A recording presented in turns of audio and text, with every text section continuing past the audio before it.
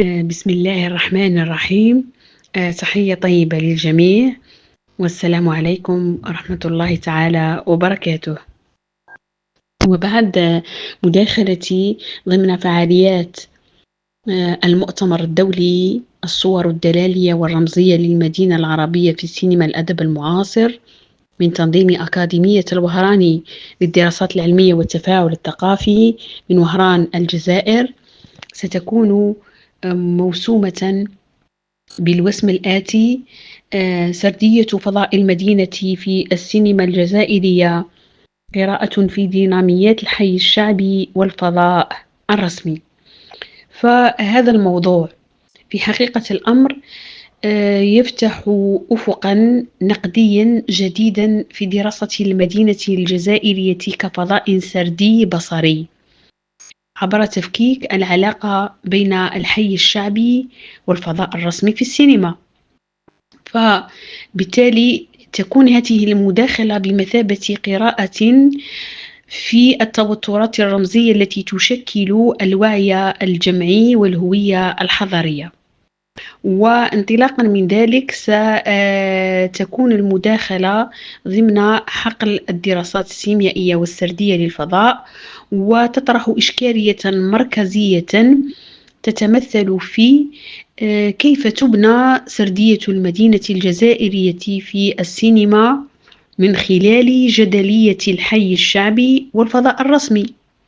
هذا السؤال في حقيقة الأمر يفتح لنا آفاق لدراسة الموضوع وفق عدة مستويات، وهذه المستويات تتمثل في الحي الشعبي. أولا، الحي الشعبي بوصفه ماذا؟ بوصفه فضاء للحميمية، للذاكرة وللصراع اليومي، غالبا ما يصور كفضاء حي نابض لكنه مهمش.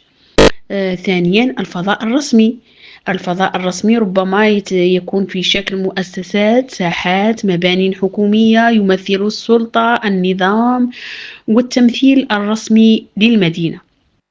وبالتالي هذا المداخلة تسعى إلى تفكيك هذه الثنائية بوصف المدينة، بوصفها ماذا؟ بوصفها رموزا سردية تعيد تشكيل المدينة في المخيال السينمائي.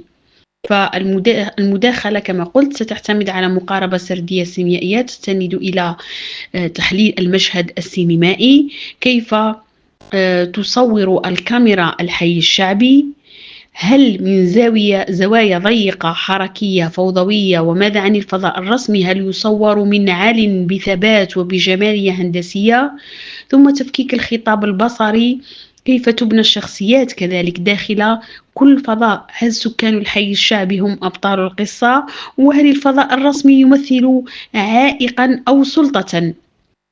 الرمزية الحضرية، كيف تتحول المدينة إلى كائن سردي، هل تتكلم، هل تقاوم، هل تخفي أو تكشف وتكتشف.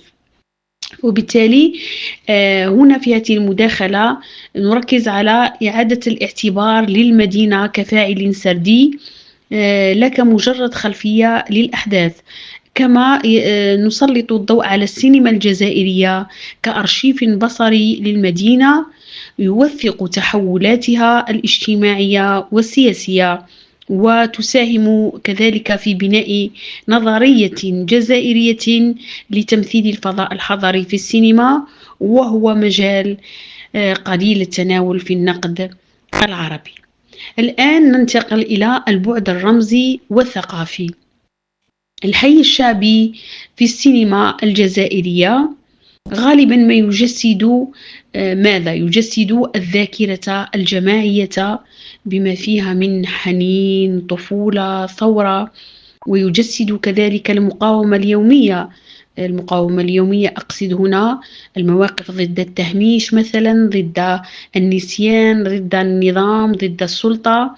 أما الفضاء الرسمي فيجسد السلطة الرمزية بما فيها مثلا موضوع الدولة، القانون، النظام، يجسد الفضاء الرسمي الاغتراب بما فيه البعد عن الإنسان، عن الحميمية، عن الحياة.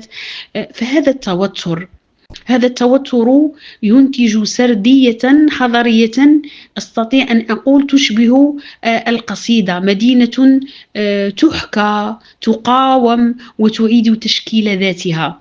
وبالتالي أهم المقترحات هنا للتطوير تتمثل في إدراج مقارنة بين أفلام مختلفة مثل المنارة، البيت الأصغر، لتبيان كيف يختلف تمثيل المدينة حسب السياق السياسي والزمني، وربط كذلك الموضوع بنظريات مثل الفضاء الثالث لهومي بابا أو المدينة كخطاب لهنري.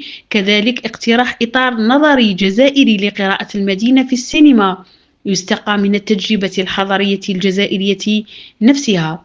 ومن الأمثلة ربما باختصار شديد حتى لا أتجاوز الوقت، من الأمثلة التحليلية من السينما الجزائرية، وسأذكر كذلك بعض الأمثلة من السينما العربية لما لا، وإن كان الموضوع يختص بالسينما الجزائرية من باب الموازنة. فمن أهم الأمثلة ربما التي تبرز سردية المدينة عبر جدلية الحي الشعبي والفضاء الرسمي، وتكشف كيف يعاد تشكيل الهوية والسلطة والذاكرة من خلال الصور السينمائية. من السينما الجزائرية فيلم معروف وشهير عمر كتلاتو، يعني الذي أنتج سنة 1976 إخراج مرزاق علواش. الحي الشعبي هنا في عمر كتلاتو يصور حي باب الواد، يصور حي باب الواد كفضاء نابض بالحياة مليء بالتناقضات كذلك، حيث يعيش عمر بين الحلم والواقع، بين الرجولة المفروضة والرغبة المكبوتة. الفضاء الرسمي يظهر بشكل هامشي كسلطة بعيدة لا تتفاعل مع البطل إلا عبر مؤسسات صامتة في العمل أو الإدارة. وبالتالي الحي الشعبي هنا هو فضاء سردي مركزي يجسد الذات الجزائرية بعد الاستقلال، بينما الفضاء الرسمي يمثل غياب السلطة عن تفاصيل الحياة اليومية.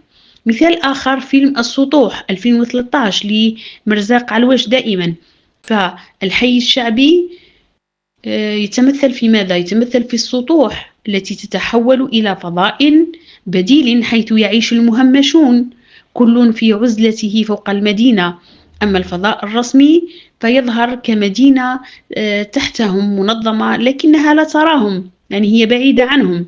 فالفيلم هنا يعيد تشكيل المدينة عموديا، من يعيش في الأعلى لا يرى، ومن يعيش في الأسفل يمثل السلطة، وبالتالي ها هنا هي سلطة هي سردية التهميش واللا انتماء.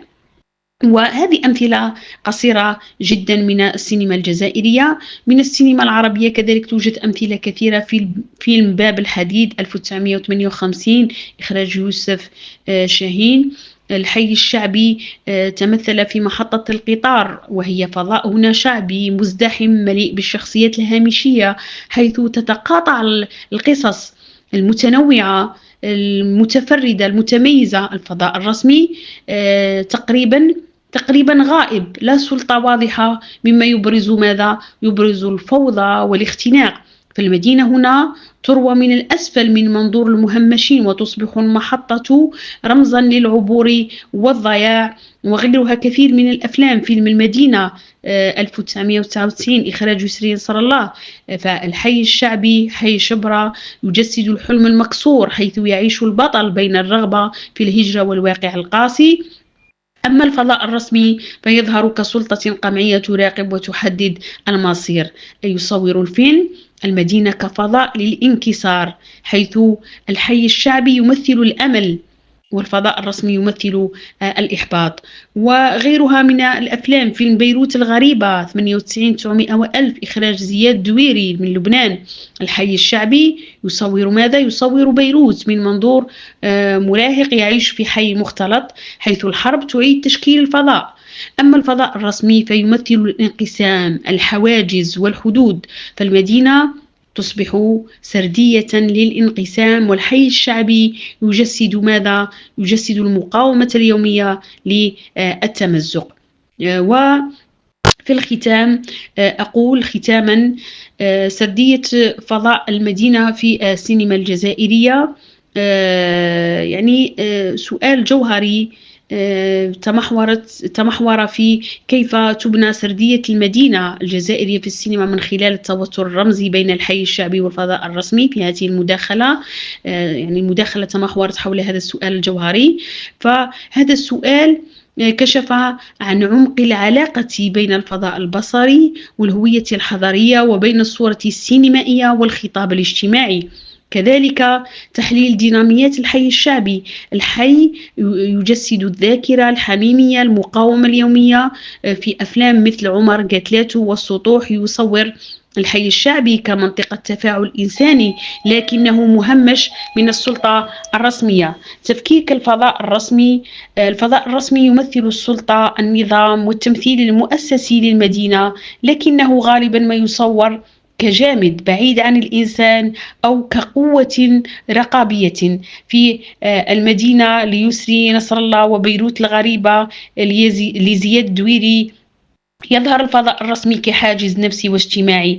الفرق بين السردين بين الفضائين، الحي الشعبي يروى من الأسفل كما قلنا من منظور الفرد، بينما الفضاء الرسمي يروى من الأعلى من منظور المؤسسة. هذا التباين ينتج سردية حضارية متعددة الطبقات تعيد تشكيل المدينة ككائن رمزي. أما في الأخير أقول القيمة المعرفية في هذا الموضوع أن هذا الموضوع يسهم في بناء إطار نقدي جزائري، أو على الأقل ينبه أو يثير إشكال التفكير في إيجاد وبناء إطار نقدي جزائري لقراءة المدينة في السينما.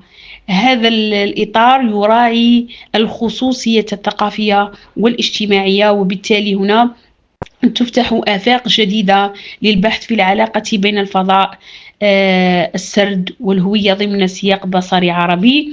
ومن بين المقترحات ضرورة توسيع كوربوس تحليل ليشمل أفلاما جديدة تصور المدينة في مراحل مختلفة، وكذلك الدعوة إلى تطوير نظرية سردية حضارية جزائرية تستند إلى التجربة السينمائية المحلية. وشكرا لحسن إصغائكم والسلام عليكم.